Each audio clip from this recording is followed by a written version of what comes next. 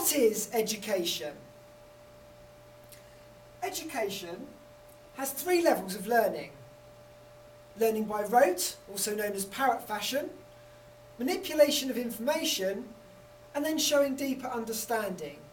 And each level builds on the previous one.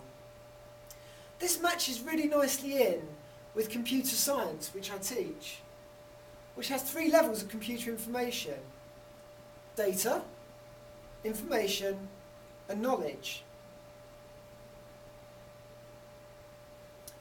First of all, learning by rote. Let me give you an example. What is data?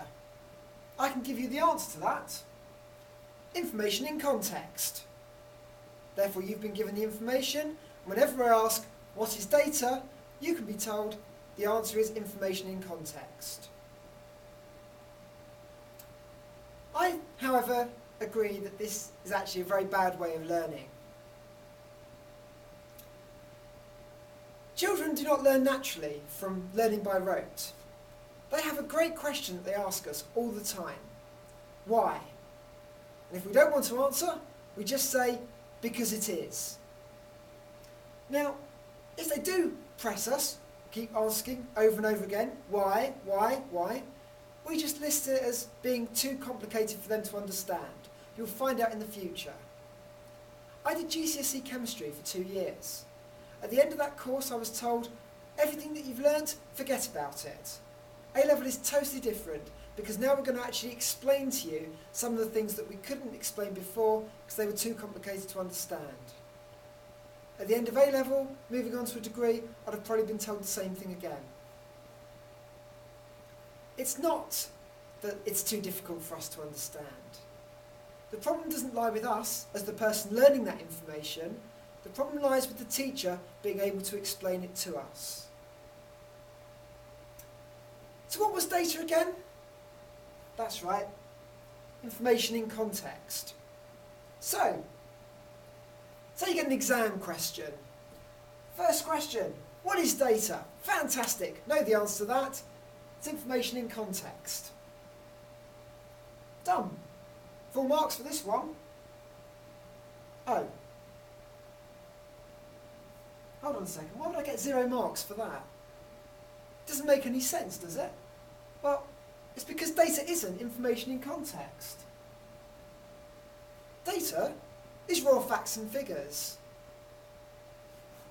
Hold on a second. Didn't you just say that data was... Well, yes. But there's an issue. You see, teachers can be wrong. No, it's a hard concept to understand. Unless you're a parent, teenagers think parents are always wrong. But the point is, we are all human beings. No one is infallible. We make mistakes just like anybody else. And because of that, you cannot always rely on what we say. So if we teach you something by rote, and we unfortunately teach it wrong, then unfortunately, you're going to get the wrong answer. When I was at university, I had a lecture on storage materials. One of the storage devices discussed was the humble CD. My lecturer, in front of a class of about 200 students, was talking about how in the future we'll be able to write on CDs. Not just read them, you can write on them once. The entire audience gasped.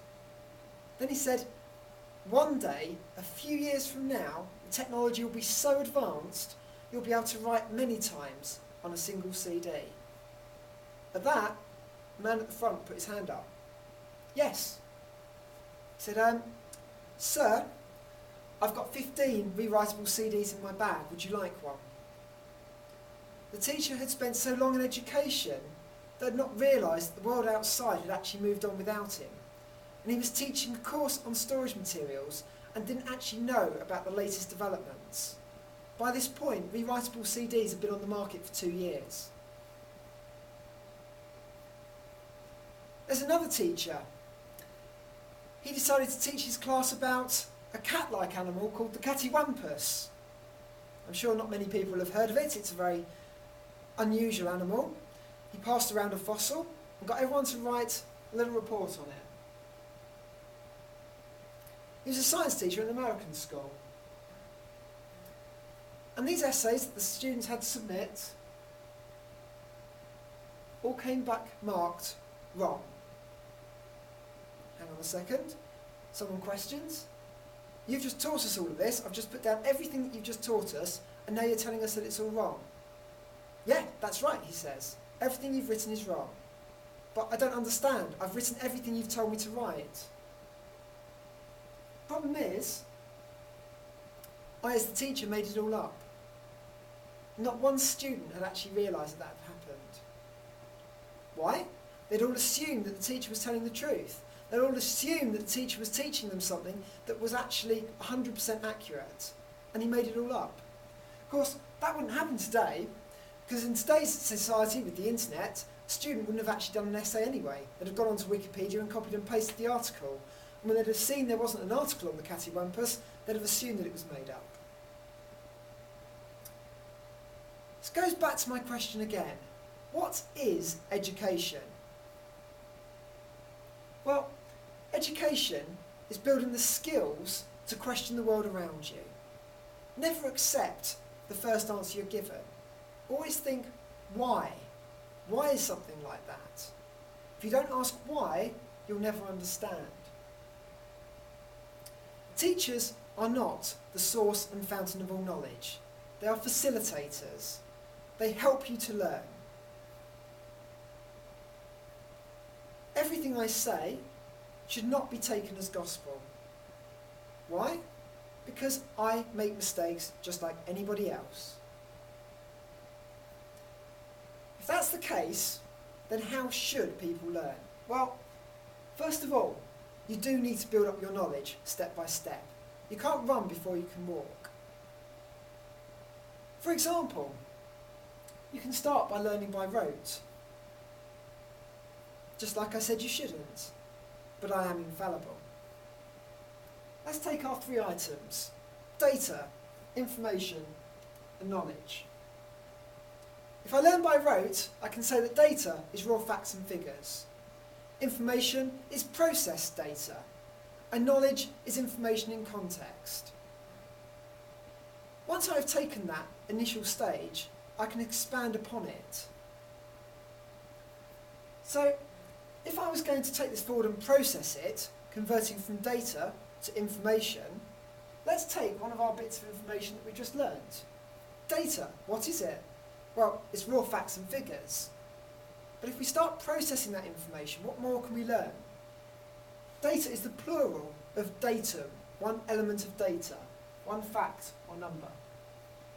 Data is totally relevant on its own. I mean, for example, if I give those numbers up on the screen, 13, 1, 8, 2, 5, 3, another 1, makes no sense. It's not actually useful.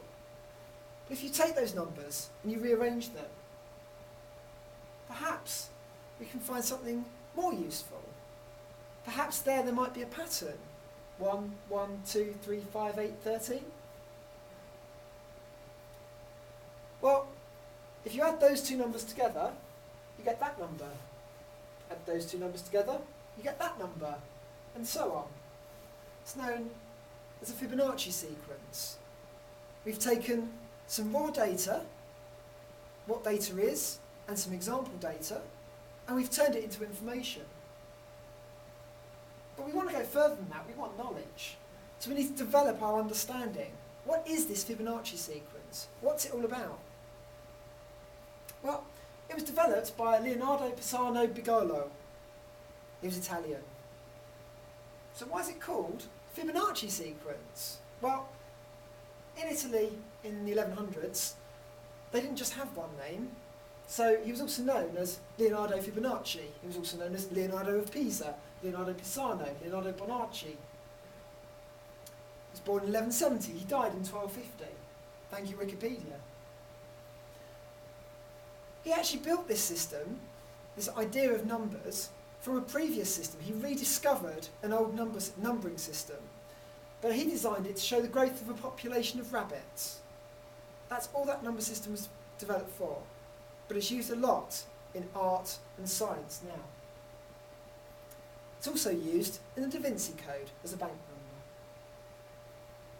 So what tools do you need for dealing with education and dealing with learning? First of all, you should never ever stop asking why. To yourself, go and find the answers. Never accept one source of information. One source of information is propaganda. Two sources that confirm each other might not be. If you don't understand even after searching for different sources, you can't find what you're looking for, why not ask somebody to help you? That doesn't have to be a teacher. It can be a peer. It can be a parent. And in some cases, it can be a younger child. Young children score better on certain intelligence tests before they start the education route. The problem is, education is nothing without learning. And teaching is just a guide to help you on that path, to help you to learn. Our concept of teaching is not about giving you all the answers straight away. It's about guiding you to the right direction for those answers yourself. At the end of the day, education is a journey and not a destination. We are all learning constantly, and we should never stop learning, even as we get older.